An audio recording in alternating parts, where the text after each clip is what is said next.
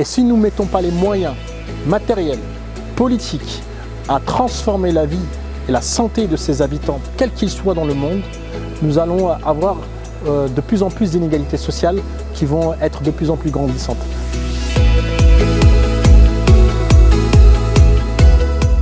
Bonjour, je m'appelle Abdelali El Badawi, je suis infirmier de profession et le président et fondateur de Banlieue Santé. La question de la santé en France ou dans le monde a été une urgence en 2020. Mais il ne faut pas oublier que cette urgence a été devenue ce que j'appelle l'économie de la vie. Elle est devenue essentielle à notre écosystème.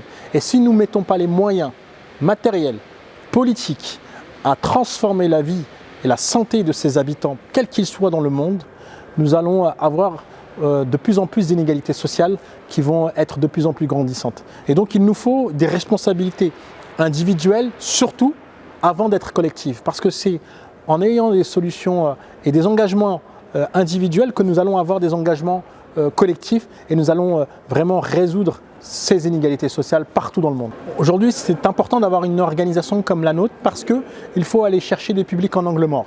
Il est essentiel de faire en sorte que les publics qui sont dans l'informel le remettent dans le formel et notamment dans le droit commun, le droit à la santé, qui est l'article 11 de la Constitution du droit français.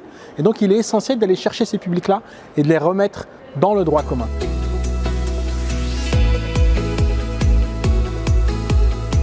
Banlieue Santé est une association qui crée des solutions d'innovation sociale et médicale en partant du besoin terrain des habitants et nous permettons de raccorder les patients les plus fragiles et les plus vulnérables aux dispositifs de santé publique.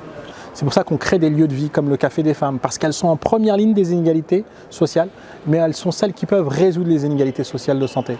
Elles sont celles qui portent la vie, donc il est essentiel de miser sur elles, sur des programmes qu'on monte, Femmes Ressources, dans des lieux de vie qui s'appellent le Café des Femmes. Et puis d'autres solutions comme les centres de santé participatifs, où les habitants sont au cœur du système et résolvent les problématiques sociales, sociétales, médicales. Alors bien entendu, nos solutions sont de plus en plus entendues par les pouvoirs publics, mais il nous faut une santé décloisonnée qui prend en compte tous les déterminants sociaux de santé. Il ne nous faut pas un ministère de la Santé ou un ministère du Travail, il nous faut des ministères qui travaillent ensemble pour pouvoir répondre aux enjeux des inégalités sociales en santé pour tous les habitants, quels qu'ils soient, dans n'importe quel pays. Le combat continuera, le fait d'engager tout un travail de terrain, il va continuer à exister. Notre enjeu, c'est réduire cet écart d'espérance de vie entre ouvriers et cadres sup. Et si nous y arrivons, c'est que nous avons déjà fait un grand pas.